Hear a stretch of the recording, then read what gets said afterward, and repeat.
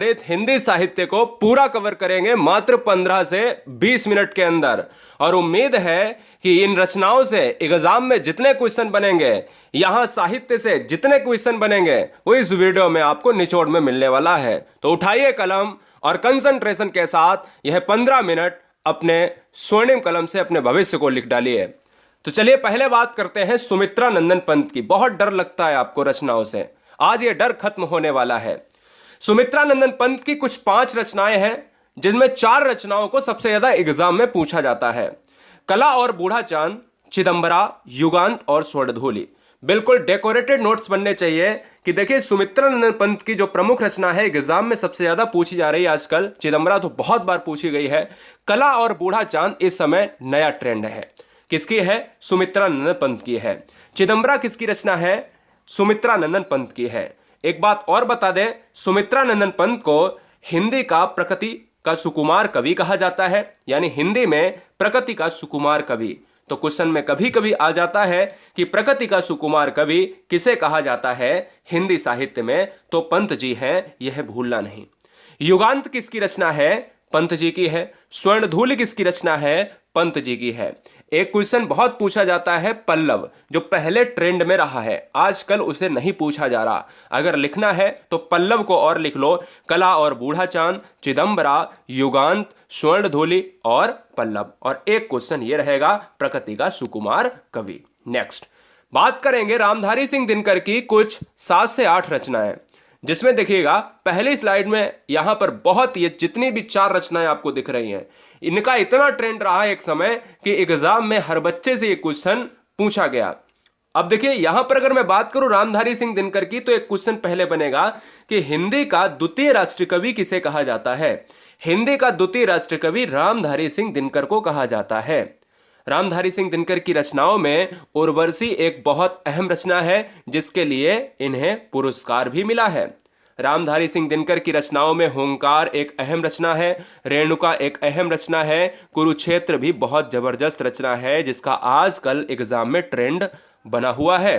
तो उर्वशी, हुंकार, रेणुका, कुरुक्षेत्र ये किसकी रचनाएं हैं? रामधारी सिंह दिनकर की रचनाएं हैं। लेकिन अगर नए जमाने की मैं बात करूं दोस्तों, तो यहां पर ये रचनाओं में से एक रचना यहां से सबसे ज्यादा पूछी जा रही है और एक रचना यहां से सबसे ज्यादा पूछी जा रही है। तो 4 रचनाएं और दिनकर जी की जानते हैं। संस्कृत के 4 अध्याय किसकी रचना है? तो रामधारी सिंह दिनकर की है। परशुराम की प्रतिज्ञा किसकी रचना है? तो रामधारी सिंह दिनकर की रचना है। रेती के फूल किसकी रचना है? बहुत बार क्वेश्चन पूछा जा चुका है, ये हो सकता है आने वाले एग्जाम में आपको ट्रेंडिंग में मिल जाए, तो रामधारी सिंह दिनकर की है। और रश्मि रथी एक टॉप लेवल की रचना है, जो दिनकर साहब की रचना है। दोस्तों मैं जितनी भी रचनाएं बताऊंगा इससे बाहर कुछ नहीं आने वाला है, बस मल्टीपल टाइम रिवीजन कर लेना। जयशंकर प्रसाद की मैं अगर बात करूं, तो जयशंकर प्रसाद से जो क्वेश्चन बनता है वो क्या बनेगा कि आधुनिक कविता के सुमेरु किसे कहा जाता है? आधुनिक कविता के सुमेरु कहा जाता है जयशंकर प्रसाद को। जयशंकर प्रसाद छायावाद के जनक भी हैं, इसलिए आपको याद रखना है कि छायावाद का जनक किसे कहा जाता है? जयशंकर प्रसाद को ही कहा जाता है। इनकी प्रमुख रचनाओं पर जरा हम गौर करते हैं तो 2 स्लाइड में जानेंगे, क्योंकि जयशंकर प्रसाद एक बड़ा नाम है। जयशंकर प्रसाद में पहली रचना आपको लिखनी है तितली और कंकाल। तितली और कंकाल किसकी रचना है? प्रसाद जी की रचना है। ठीक है, तितली एक अलग रचना है और कंकाल एक अलग रचना है। तितली अगर आए तो जयशंकर प्रसाद मारेंगे, कंकाल आए तो जयशंकर प्रसाद मारेंगे। स्कंदगुप्त किसकी रचना है? तो स्कंदगुप्त जयशंकर प्रसाद की रचना है। अच्छा, इसके साथ ही साथ चंद्रगुप्त और याद रख लो। चंद्रगुप्त मैंने यहां पर लिखी है, देखिए यहां पर लिखी है, तो स्कंदगुप्त के साथ नीचे चंद्रगुप्त और लिख लीजिएगा, जो आपको याद करने में बड़ी आसानी रहेगी। स्कंदगुप्त, चंद्रगुप्त जयशंकर प्रसाद की रचनाएं हैं। अजात शत्रु जयशंकर प्रसाद की रचनाएं हैं। ठीक है ना, जितने भी महान योद्धा हैं जैसे स्कंदगुप्त, चंद्रगुप्त, अजात शत्रु, है ना, ये क्या है? ये महान योद्धा, ये सभी रचनाओं को लिखने वाले जयशंकर प्रसाद हैं। चित्राधार हमें कभी कभी लगता है महादेवी वर्मा की रचना है, जी नहीं, चित्राधार महादेवी वर्मा की नहीं है, जयशंकर प्रसाद की, इसलिए इसको आजकल ट्रेंड में माना जा रहा है। अगली स्लाइड में कामायनी एक क्या है? कामायनी एक महाकाव्य है। बहुत बार पूछा जाता है कि कामायनी है क्या? तो कामायनी एक महाकाव्य है।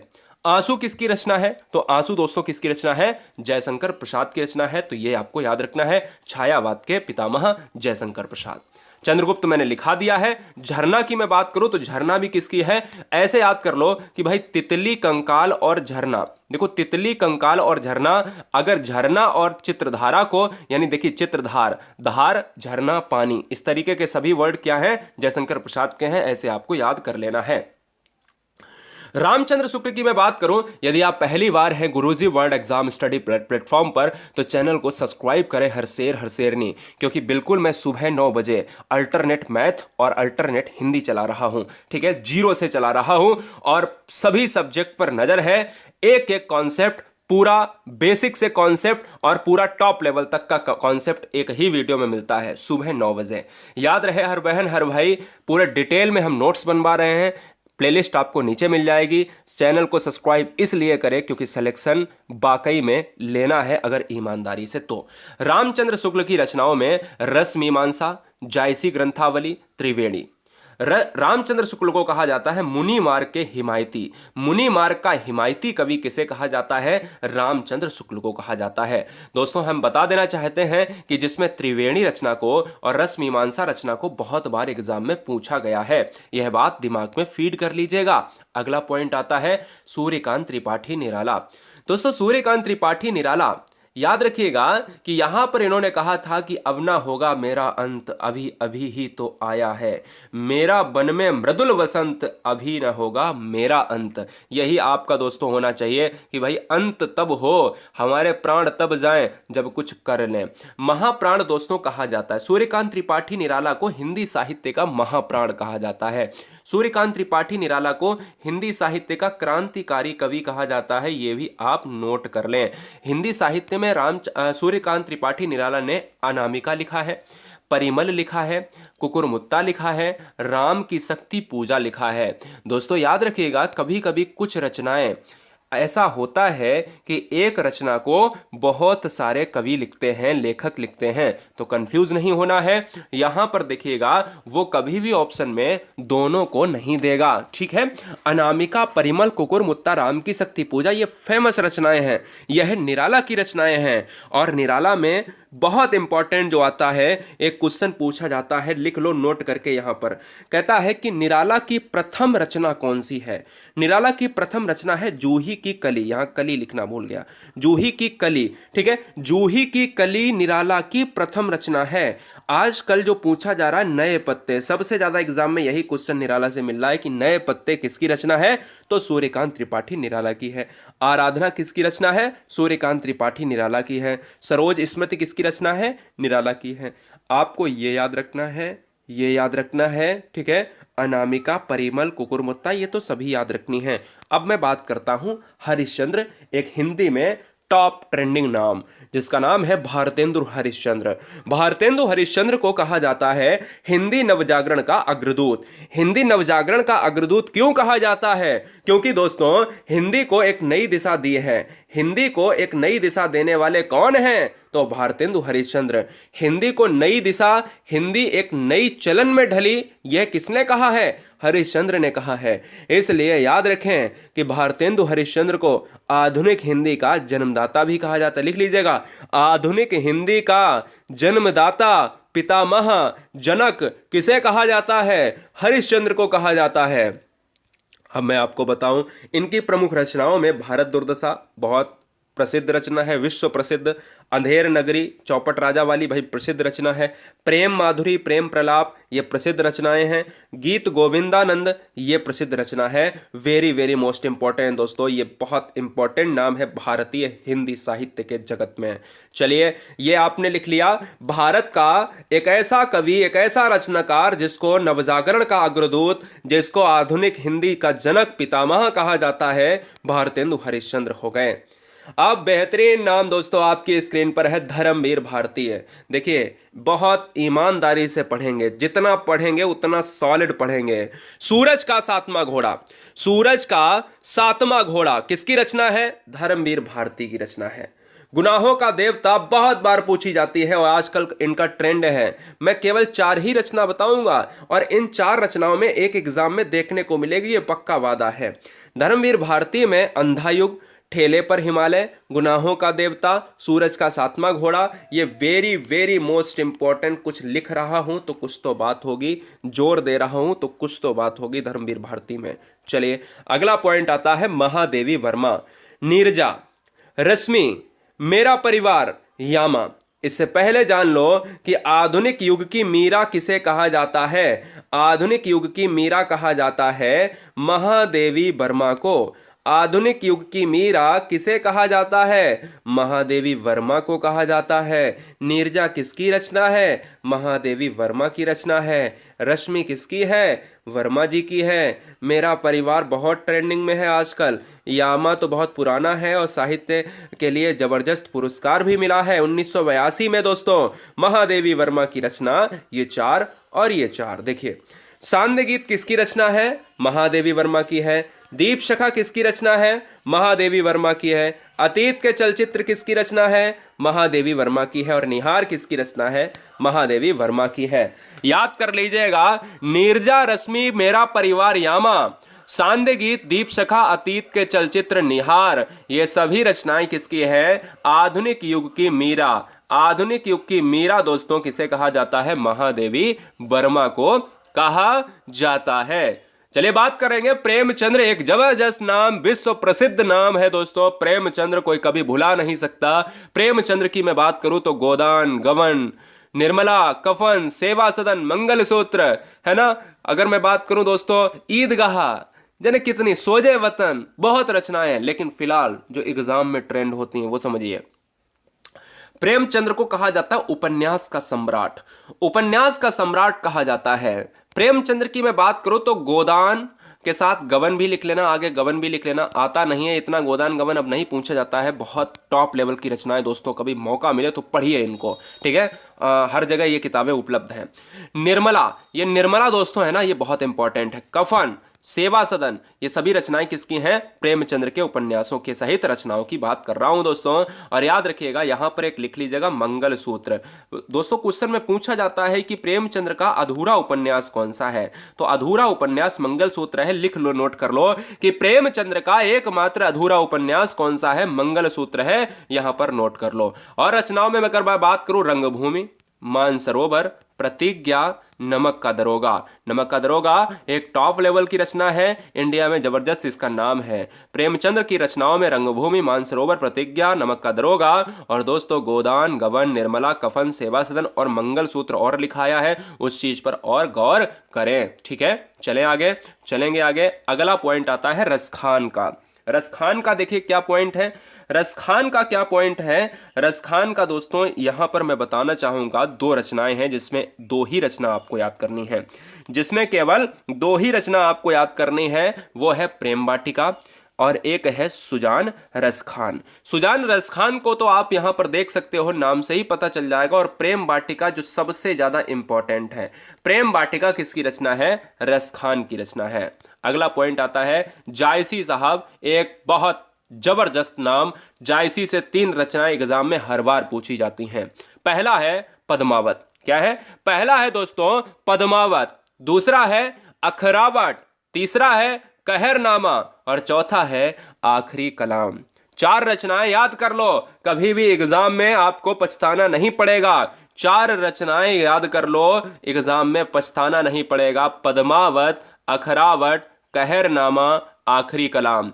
यह रचनाएं मलिक मोहम्मद जायसी साहब की हैं, गलतियां नहीं होंगी आपसे। अगला आता है अयोध्या सिंह उपाध्याय। अयोध्या सिंह उपाध्याय को देख लेते हैं फटाफट। फिर इसके बाद 1 2 3 4 5 6 लोगों की रचनाएं और जानूंगा जो एग्जाम में सबसे ज्यादा पूछी जाती हैं। अदखिला फूल, अदखिला फूल, प्रिय प्रवास, रस कलश, वैदेही वनवास। उससे पहले आपको बता दूं अयोध्या सिंह हरिऔध, क्वेश्चन में कभी कभी ये भी पूछा जाता है हरिऔध किसका पूरा नाम है, हरिऔध किसका उपनाम है। हरिऔध दोस्तों अयोध्या सिंह जब ऑप्शन में हो तो लॉक कर देना, पूरा नाम लिख लीजिएगा। कवि सम्राट किसे कहा जाता है, तो अयोध्या सिंह हरिऔध को कहा जाता है। हरिऔध किसे कहा जाता है, अयोध्या सिंह को कहा जाता है। अदखिला फूल किसकी रचना है, हरिऔध की रचना है। प्रिय प्रवास किसकी रचना है, हरिऔध की है। रस कलश हरिऔध की। वैदेही वनवास, ये वेरी वेरी मोस्ट इंपॉर्टेंट दोस्तों है, प्रिय प्रवास वैदेही वनवास, एक साथ याद कर लीजिए। सुभद्रा कुमारी चौहान की मैं बात कर लेता हूं, जानिएगा। सुभद्रा कुमारी चौहान से स्टार लगा लो ये, स्टार लगा लो ये और स्टार लगा लो ये, तीन रचनाएं बहुत पूछी जाती हैं। झांसी की रानी, बोला नहीं, कहते ना बुंदेलों और इस तरीके की कल पंक्ति मैंने रात्रि के 8 बजे कराई थी, है ना। चलो यहां पर मैं बात कर लूं, जब भी कहीं भी झांसी वाली रानी का जिक्र हो किसी पंक्ति में तो तुम्हें हमेशा सुभद्रा कुमारी चौहान का नाम याद आना चाहिए। मुकुल किसकी रचना है, मुकुल भी सुभद्रा कुमारी चौहान की रचना है। त्रिधारा किसकी रचना है, चौहान की रचना है। बिखरे मोती किसकी रचना है, चौहान की रचना है। यह याद रखो दोस्तों, एग्जाम के लिए सूरदास इंपॉर्टेंट हैं। सूरदास ने अपनी सभी रचनाओं में वात्सल्य रस का यहां पर जिक्र किया है, इसलिए सूरदास को वात्सल्य रस, हमेशा वात्सल्य रस का सम्राट कहा जाता है। सूरदास को अष्टछाप का जहाज कहा जाता है। सूरदास को भावाधिपति कहा जाता है, यह बात याद रखना है।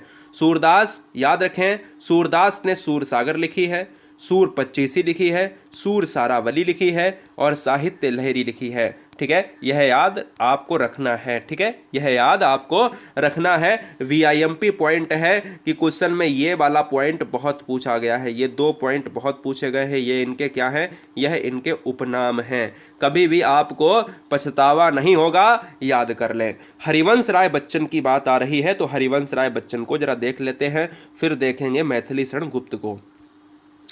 हरिवंश राय बच्चन को कहा जाता है हालावादी कवि। याद रखें, यह क्वेश्चन एग्जाम में आजकल कहीं ना कहीं 5 से भी ज्यादा बार पूछा जा चुका है। पिछले 7 सालों में 5 बार क्वेश्चन आ चुका है, तो अब क्या चाहिए बताइए। आने वाले साल में यानी आने वाले इसी एग्जाम में आपके ये क्वेश्चन पूछा जा सकता है। हरिवंश राय बच्चन की मैं बात करूं तो हालावादी कवि कहा जाता है। हरिवंश राय बच्चन ने मधुशाला लिखी है, मधुकलश लिखी है, निशा निमंत्रण लिखी है। क्या भूलूं क्या याद करूं। वीडियो अगर तेज है तो रोक जरूर लीजिए, क्योंकि हमें रुकना नहीं है। हमें एग्जाम के लिए बहुत सारी वीडियो देनी है आपको, और उम्मीद यह है कि एग्जाम के पहले और एग्जाम के रिजल्ट तक वो प्रहार एग्जाम पर करना है ना कि रिजल्ट भी चौंक जाए। तो ये चीजें आपको याद रखनी है। मधुशाला, मधुकलश, निशा निमंत्रण, क्या भूलूं क्या याद करूं। मैथिली शरण गुप्त से बेहतरीन पॉइंट आएगा कि हिंदी साहित्य में राष्ट्रकवि के नाम से किसे जाना जाता है, तो आपको याद रखना है कि हिंदी का राष्ट्रकवि किसे कहा जाता है। हिंदी का राष्ट्रकवि कहा जाता है मैथिली शरण गुप्त को। भारत भारती किसकी रचना है, गुप्त साहब की है। साकेत किसकी रचना है, गुप्त साहब की है। जयद्रथ व्रत किसकी रचना है, गुप्त साहब की है। यशोधरा किसकी रचना है, गुप्त साहब की है। याद रख लीजिएगा दोस्तों, प्रथम राष्ट्रकवि किसे कहा जाता है, गुप्त को। द्वितीय राष्ट्रकवि किसे, रामधारी सिंह दिनकर को, कभी भूलोगे नहीं। और ये रहा तुलसीदास जी की रचनाओं का पूरा सारांश, और इसके बाद केवल कालिदास लेंगे और वीडियो को खत्म करेंगे। दोस्तों यहां पर बात कर रहे हैं तुलसीदास जी की। विनय पत्रिका किसकी रचना है, तुलसीदास की है। दोहावली, कवितावली तुलसीदास। हनुमान बाहुक तुलसीदास। पार्वती मंगल, जानकी मंगल तुलसीदास। देखो पार्वती मंगल लिख लो, जानकी मंगल लिख लो, एक और लिख लो रामायण बरवय। अगर क्वेश्चन में ये पूछा जाए कि तुलसीदास की रचनाओं में रामचरितमानस तो बहुत सिंपल है, रामचरितमानस किस भाषा में लिखी गई है, अवधी भाषा में। और विनय पत्रिका किस भाषा में लिखी गई है, ब्रज भाषा में। तो दोनों ये लिख लीजिएगा फटाफट। रामचरितमानस किसकी रचना है, तुलसीदास की, ये सब लिख लीजिएगा फटाफट। कवि शिरोमणि किसे कहा जाता है, तुलसीदास को। लोकनायक हिंदी का किसे कहा जाता है, तुलसीदास को। हिंदी का जातीय कवि किसे कहा जाता है, तुलसीदास को। हिंदी का मानस हंस किसे कहा जाता है, तुलसीदास को। फटाफट वीडियो को रोक के लिखिएगा। कोई भी शिकायत, कोई भी ये नहीं चाहिए, कोई भी यहाँ पर मुझे ये नहीं चाहिए कि सर एग्जाम में आया क्वेश्चन गलत हो गया। और दोस्तों लास्ट में ये रहा कि भैया पूरे कालिदास की मैं बात करूं यहाँ पर पूरी 5 रचनाओं के साथ। मालविकाग्निमित्रम, मेघदूत, अभिज्ञान शाकुंतलम, रघुवंशम, कुमार संभव किसकी रचना है? कालिदास की रचना है। कालिदास एक ऐसा नाम है जो विश्व में जितने कवि, जितने लेखक हुए हैं, वर्ल्ड लेवल के हमारे जो लेखक हुए हैं, कवि हुए हैं, वो तो कहीं ना कहीं बहुत गोल्डन कवि हैं, लेकिन अगर जितने विश्व वाले कवि हैं वो इनके नाम से थर थर कांपते हैं दोस्तों। कालिदास एक ऐसा नाम है, प्रेमचंद्र एक ऐसा नाम है जो कहीं ना कहीं आप इनका डंका बजते हुए देख सकते हैं। कालिदास की ये सारी रचनाओं को आपको याद होना चाहिए। ये जीके में भी पूछी जाती हैं, हिंदी में भी पूछी जाती हैं। ठीक है, बताइए यहां पर 1 2 3 4 5 6 7 8 9 10 11 12 13 14 15 16 17